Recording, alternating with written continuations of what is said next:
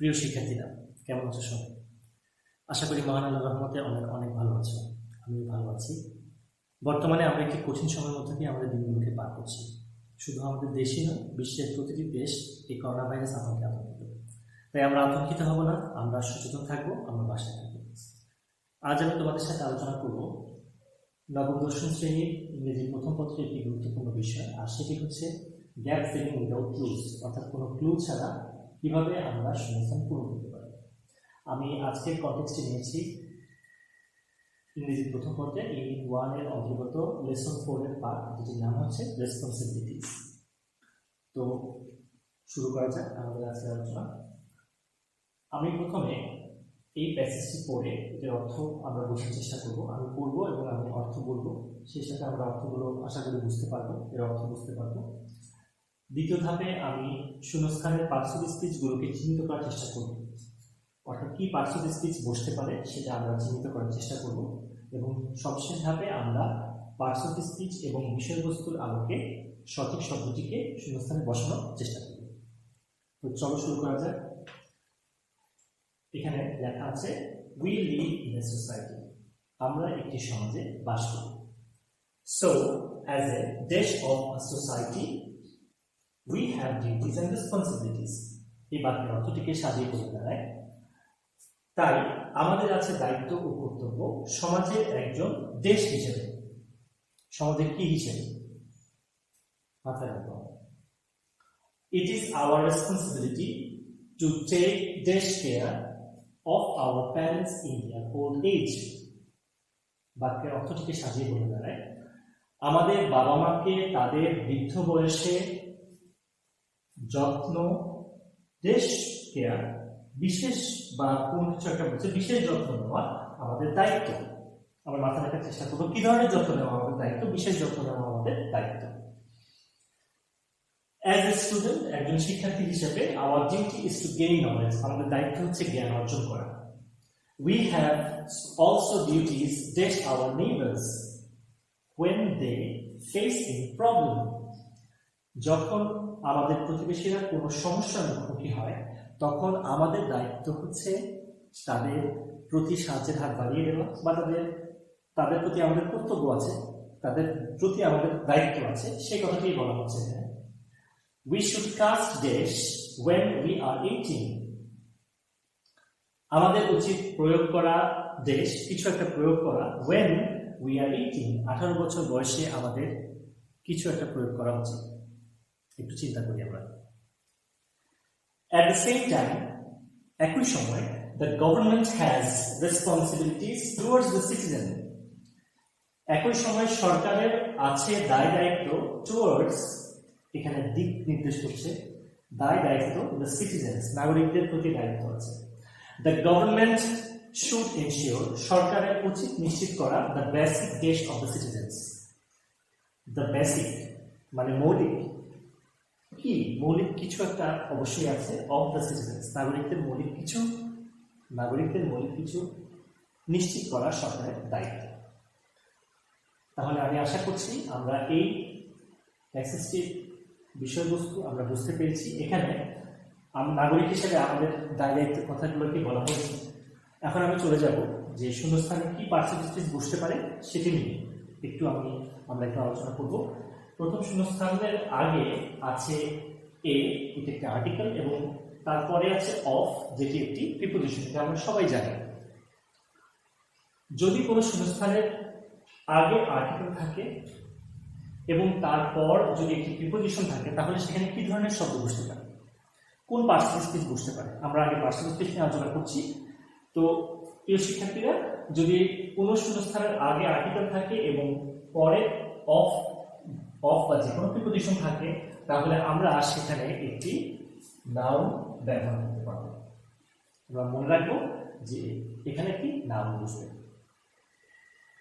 পরবর্তী শূন্যস্থান B number, সেখানে বলা আছে, শূন্যস্থানের আগে বলা আছে to take dash care. To take মানে নেওয়া, এটা একটা infinitive verb. To take dash care, এখানে টেক কেয়ার অর্থাৎ যত্ন নেওয়া। কি ধরনের যত্ন নেওয়া? এটা এমন একটা শব্দ যেটা এই শব্দটিকে মডিফাই করছে, প্রভাবিত করছে। তাহলে তার আগে আমি একটু দেখি কেয়ার কোন পার্সিবল স্পিচ। কেয়ার আমরা সবাই জানি, যদি যত্ন নেওয়া বোঝায় তাহলে কেয়ার হচ্ছে এখানে একটি নাউন। তারপরে তাহলে নাউনকে যা মডিফাই করে সেটি হচ্ছে আমরা সবাই জানি, সেটি হচ্ছে অ্যাডজেক্টিভ। তাহলে শূন্যস্থানে কি বসবে? শূন্যস্থানে একটি অ্যাডজেক্টিভ ব্যবহৃত হবে। পরবর্তী শূন্যস্থানটি হচ্ছে সি নাম্বারে, যেটি আগে আছে we have also duties dash our neighbours, আমাদের প্রতিবেশীদের প্রতি আমাদের দায়িত্ব আছে, এই ধরনের কিছু বোঝাচ্ছে। তাহলে শূন্যস্থানের পর আছে একটি প্রোনাউন, শূন্যস্থানের আগে আছে নাউন। তো আমি শূন্যস্থানের পরেরটা যদি আগে বিবেচনা করি, যে আমরা জানি যদি শূন্যস্থানের পরে কোনো নাউন বা প্রোনাউন থাকে তাহলে তার আগে কি বুঝতে পারে? তার আগে কোনো শূন্যস্থানের পর যদি নাউন, প্রোনাউন বা নাউন ফ্রেজ থাকে তাহলে তার আগে আমরা প্রিপোজিশন বসাতে পারি। এবং আমরা প্রিপোজিশনের নিয়ম অনুযায়ী জানি যে প্রিপোজিশন কোনো নাউন, প্রোনাউন বা নাউন ফ্রেজের আগে বসে তার সাথে অন্যান্য যে শব্দগুলো তার যোগাযোগ স্থাপন করে। তাহলে শূন্যস্থানে বসবে একটি প্রিপোজিশন। পরবর্তী শূন্যস্থানের আগে ডি নাম্বার যে শূন্যস্থান, তার আগে আছে কাস্ট এবং তার পরের শব্দটি হচ্ছে ওয়েন। আচ্ছা, আমি এখন দেখবো যে কাস্ট অর্থ প্রয়োগ করা। আমি পরের সাথে যাব না, কাস্ট অর্থ প্রয়োগ করা। তাহলে অর্থ দেওয়া হচ্ছে উই শুড কাস্ট, আমাদের উচিত প্রয়োগ করা। এখানে সাবজেক্ট সাহায্যকারী ভার্ব, মডেল অক্সিলারি ভার্ব যেটা, কাস্ট মূল ভার্ব, এবং তারপরে অবশ্যই হবে একটি অবজেক্ট। অবজেক্ট কি হতে পারে? আমরা জানি অবজেক্ট নাউন হতে পারে। সর্বশেষ যে শব্দ, যে শূন্যস্থান, দুঃখিত, যে শূন্যস্থান আছে তার আগে শব্দটি হচ্ছে বেসিক এবং পরের শব্দটি হচ্ছে অফ। তো আমি যদি এখান থেকে হিসাব করি তাহলে দেখবো বেসিক অর্থ হচ্ছে মৌলিক এবং এটি একটি অ্যাডজেক্টিভ। অ্যাডজেক্টিভের পর কি বসতে পারে? আমরা একটু আগে জেনেছি যে নাউনের আগে অ্যাডজেক্টিভ বসে এবং অ্যাডজেক্টিভ নাউনকে কোয়ালিফাই করে, সুতরাং এখানে একটি নাউন বসবে। একই সাথে যদি আমি প্রিপোজিশনের কথা চিন্তা করি তাহলে প্রিপোজিশনের আগে নাউন বসতে পারে। তাহলে এই শূন্যস্থানে সঠিক পার্সিবল স্পিচ হচ্ছে একটি নাউন। প্রিয় শিক্ষার্থীরা, আমরা পেয়ে গেলাম যে 5টি শূন্যস্থানে কোন ধরনের পার্সিবল স্পিচ বসবে আমরা এটি চিহ্নিত করতে পেরেছি। এখন আমরা দেখব যে পার্সিবল স্পিচ এবং বিষয়বস্তুর নিরিখে সঠিক কি শব্দ আমরা বাছাই করতে পারবো। এই জন্য আমাদের ভোকাবুলারিতে যথেষ্ট দক্ষতা অর্জন করতে হবে। যাই হোক, তো প্রথম যে শূন্যস্থান সেখানে আছে সো অ্যাজ এ দেশ অফ আ সোসাইটি, অর্থাৎ সমাজের একজন দেশ হিসেবে। কি হিসেবে? সমাজের একজন সদস্য হিসেবে, সমাজের একজন অধিবাসী হিসেবে। তাহলে এখানে সদস্য বোঝাতে আমরা জানি সদস্য ইংরেজি কি? সদস্য ইংরেজি হচ্ছে মেম্বার। সদস্য হিসেবে কোন নামটি বসাবো? মেম্বার। এটি একটি উপযুক্ত শব্দ। পরবর্তী শূন্যস্থানে একটি অ্যাডজেক্টিভ বসবে টেক ড্যাশ কেয়ার, আমাদের বাবা মায়ের প্রতি আমাদের কি ধরনের যত্ন নেওয়া উচিত? বিশেষ যত্ন, যথার্থ যত্ন। বিশেষের ইংরেজি শব্দ কি হতে পারে? বিশেষ যত্ন আমি জানি বিশেষ ইংরেজি হচ্ছে স্পেশাল। এছাড়াও আমি বলতে পারি যথাযথ যত্ন, যথার্থ যত্ন, প্রপার। তাহলে এই শূন্যস্থানে আমি বসাতে পারি স্পেশাল এবং অথবা প্রপার। এছাড়াও আরো অনেক উপযুক্ত শব্দ ব্যবহার করা যায়। আমাদের যদি ভোকাবুলারিতে যথেষ্ট দক্ষতা থাকে আমরা বসাতে পারবো। এই দুটি শব্দ খুবই সহজ শিক্ষার্থীদের মনে রাখার জন্য। তৃতীয় যে শূন্যস্থান সেখানে একটি প্রিপোজিশন বসবে। তো বলা হয়েছে উই হ্যাভ অলসো ডিউটিস, আমাদের আরো আছে দায় দায়িত্ব, দেশ আওয়ার নেইবার্স, আমাদের প্রতিবেশীদের প্রতি। এখানে প্রতিবেশীদের প্রতি আমাদের দায়িত্ব, আমি যদি প্রতিবেশীদের প্রতি মনে করি তাহলে সেখানে প্রতি অর্থে টু প্রিপোজিশনটি অত্যন্ত গ্রহণযোগ্য। পরবর্তী শূন্যস্থান উই শুড টাচ ড্যাশ, আমাদের প্রয়োগ করা উচিত কিছু একটা। কি প্রয়োগ করব সেটা আমি পুরো বাক্যটি পড়লে বুঝছি যে when we are 18 বছর বয়সে আমাদের কি প্রয়োগ করা উচিত? আমাদের ভোট দেওয়া উচিত। সে ভোট দেওয়াকে ইংরেজিতে বলা হয় কাস্ট ভোট। তাহলে আমি এখানে দেব ভোট when we are 18.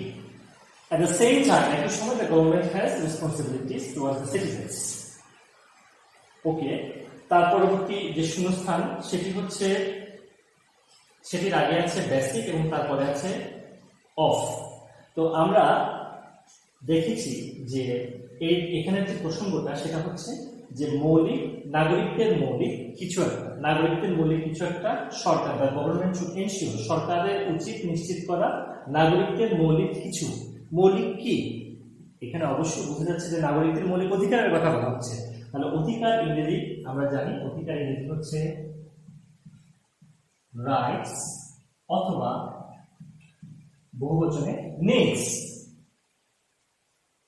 এভাবে আমরা দেখতে পাচ্ছি যে আমরা পার্টস অফ স্পিচ এবং বিষয়বস্তু অর্থাৎ কনটেক্সট অনুযায়ী আমরা শূন্যস্থান পূরণগুলো একটি প্যাসেজে শূন্যস্থান পূরণ আমরা এভাবেই করতে পারি। তো প্রিয় শিক্ষার্থীরা, আশা করি তোমাদের আমার আজকে ক্লাসটি খুব ভালো লেগেছে।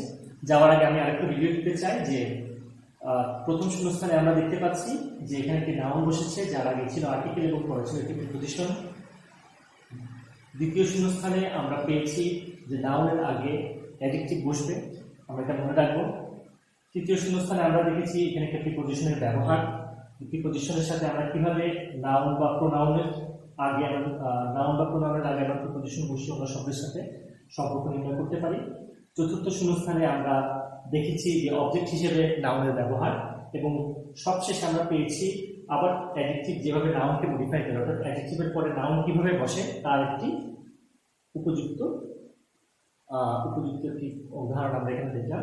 তো প্রিয় শিক্ষার্থীরা, আমরা বাসায় নিয়মিত চর্চা করব। আমাদের বাসায় প্রতিটি অধ্যায়ের যে আনসারগুলো আছে আমাদের মডেল টেস্ট বইতে বা বিভিন্ন হ্যান্ড নোটসগুলোতে আমরা যেভাবে প্র্যাকটিস করে আমরা নিয়মিত প্র্যাকটিস করবো। আশা করি তোমরা নিয়মিত চর্চা করলে তোমরা খুব দ্রুত এই বিষয়টিতে এই ক্লোজ টেস্ট উইদাউট ক্লুজ যে শূন্যস্থান পূরণের যে টাস্কটি আছে তোমরা যথেষ্ট দক্ষতা অর্জন করবে। তোমাদের সবার উজ্জ্বল ভবিষ্যৎ কামনা করি এবং আশা করি তোমরা সবাই বাসায় থাকবে, নিরাপদে থাকবে এবং সুস্থ থাকবে। সবাই ভালো থাকো, সুস্থ থাকো, এই কামনা করে আমি আমার আজকের ক্লাস এখানে শেষ করছি। ধন্যবাদ সবাইকে।